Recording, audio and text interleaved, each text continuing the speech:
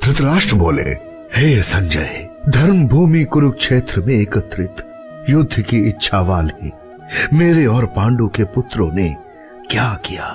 संजय बोले, उस समय राजा दुर्योधन ने व्यूह रचना युक्त पांडवों की सेना को देखकर और द्रोणाचार्य के पास जाकर यह वचन कहा, हे आचार्य, आपके बुद्धिमान शिष्य द्रुपद पुत्र धृष्टद्युम्न द्वारा व्यूहाकार खड़ी की हुई पांडु पुत्रों की इस बड़ी भारी सेना को देखिए। इस सेना में बड़े बड़े धनुषों वाले तथा युद्ध में भीम और अर्जुन के समान शूरवीर सात्यकी और विराट तथा महारथी राजा द्रुपद, दृष्टकेतु और चेकितान तथा बलवान काशीराज, पुरुजित, कुंती भोज और मनुष्यों में श्रेष्ठ शैब्य, पराक्रमी युद्धामन्यु तथा बलवान उत्तमौजा, सुभद्रा पुत्र अभिमन्यु एवं द्रौपदी के 5 पुत्र, ये सभी महारथी हैं। हे ब्राह्मण श्रेष्ठ, अपने पक्ष में भी जो प्रधान है उनको आप समझ लीजिए। आपकी जानकारी के लिए मेरी सेना के जो सेनापति हैं उनको बतलाता हूँ।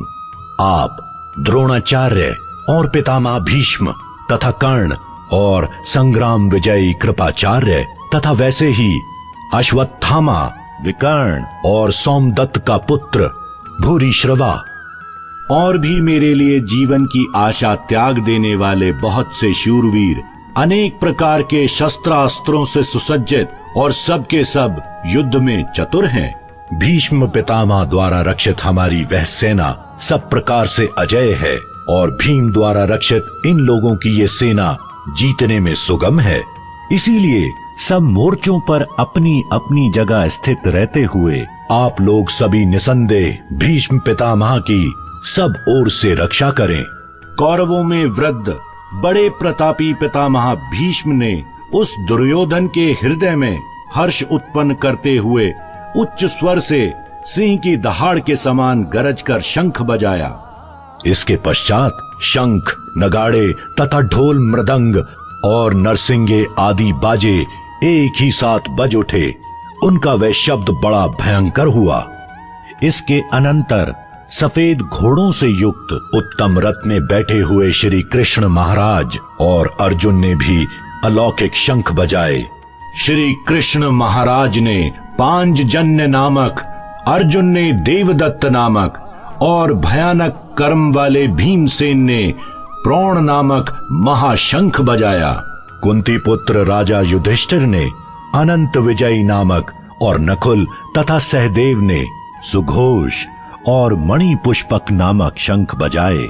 श्रेष्ठ धनुष वाले काशीराज और महारथी शिखंडी एवं धृष्टद्युम्न तथा राजा विराट और अजय, सात्यकी, राजा द्रुपद एवं द्रौपदी के 5 पुत्र और बड़ी बड़ी भुजाओं वाले सुभद्रा पुत्र अभिमन्यु, इन सभी ने हे राजन सब ओर से अलग अलग शंख बजाए और उन भयानक शब्दों ने आकाश और पृथ्वी को भी गुंजाते हुए धृतराष्ट्र के अर्थात आपके पक्ष वालों के हृदय विदीर्ण कर दिए।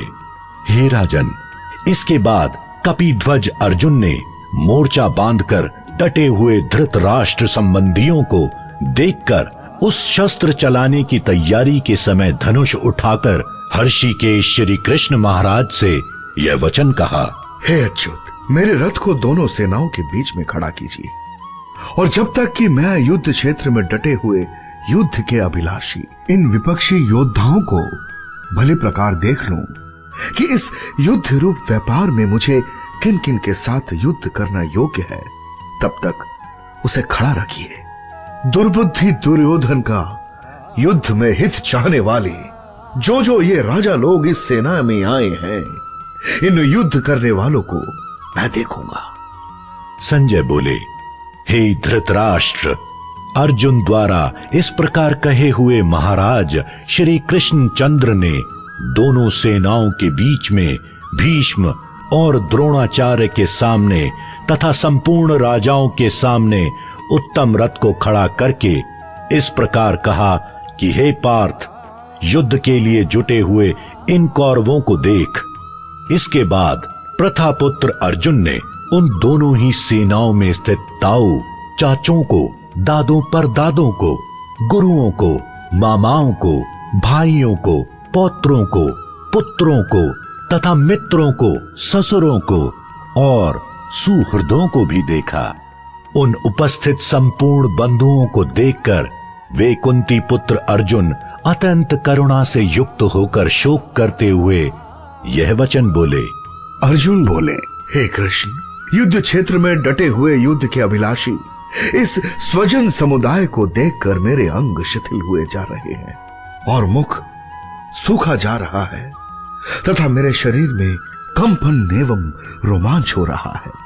हाथ से गांडीव धनुष गिर रहा है और त्वचा भी बहुत जल रही है तथा मेरा मन भ्रमित सा हो रहा है, इसलिए मैं खड़ा रहने को भी समर्थ नहीं हूं।